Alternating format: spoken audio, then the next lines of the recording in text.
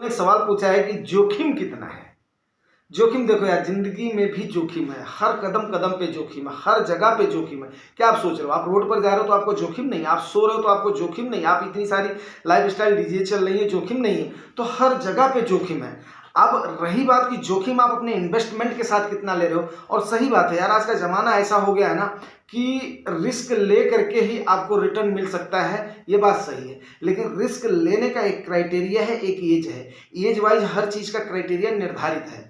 तो दोस्तों मैं आपको ये बता रहा हूँ कि आपको रिस्क उतना ही लेना है जितनी की आपकी एज है। तो सपोज करो मैं मान करके चलता हूँ कि एक आदमी की उम्र जो है ना 100 साल मानी जाती है।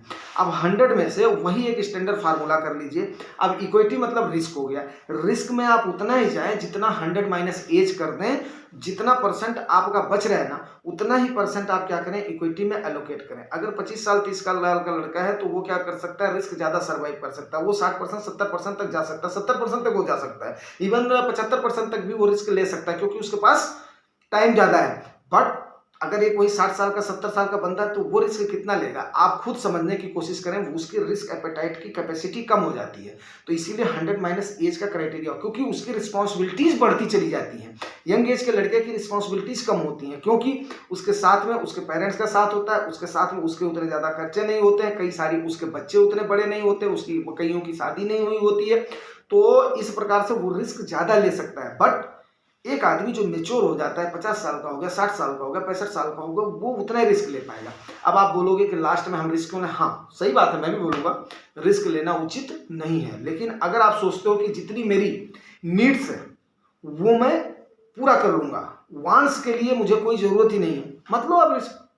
लेकिन अगर आप चाह रहे हो कि मुझे महंगाई से लड़ना है, अगर आप चाह रहे हो कि मुझे ग्रो होना है, तो आपको थोड़ा सा रिस्क लेना पड़ेगा। और रिस्क आपका इक्विटी के दो ही फॉर्म है, या तो आप डायरेक्ट शेयर मार्केट में एंट्री करो, या तो आप म्यूचुअल फंड के थ्रू जाओ। म्यूचुअल फंड काफ़ी सेफ एंड सिक्योर माना जाता है, खास करके अगर आप जब SIP से कर रहे हो तो आपका कार्पस बहुत कम चांसेस होते हैं कि कम से कम डाउन हो, जब भी डाउनफॉल होगा। और आपको मैं बताऊं, मार्केट जब चढ़ती है ना तो वो स्टेप बाय स्टेप चढ़ती है, लेकिन जब गिरती है ना तो वो सीधा ड्रैगली फॉल होती है। और उस समय इतना पेन होता है भाई साहब कि आपको क्या बताऊं, मन करता है निकल करके भाग लूं।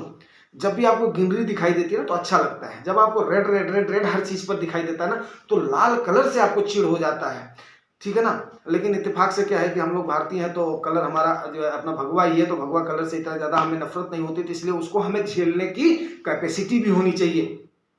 आप उम्मीद करता हूँ आप समझ गए होंगे। तो जितनी आपको पहले आपको जितना स्टेप्स बताए गए हैं, आप अपने सेफ्टी मेजर्स कितने ले, तब जाकर के आप सस्टेन कर पाएंगे। अगर आप सस्टेन नहीं करते तो आप फायदा नहीं उठा पाएंगे, मैं आपको बता रहा हूँ, फिर आप नुकसान उठा जाएंगे। उम्मीद करता हूँ जानकारी आपको अच्छी लगी होगी। अच्छी लगी है तो रिवार्ड जरूर करें, रिवार्ड आपको पता, लाइक सब्सक्राइब। Thank you.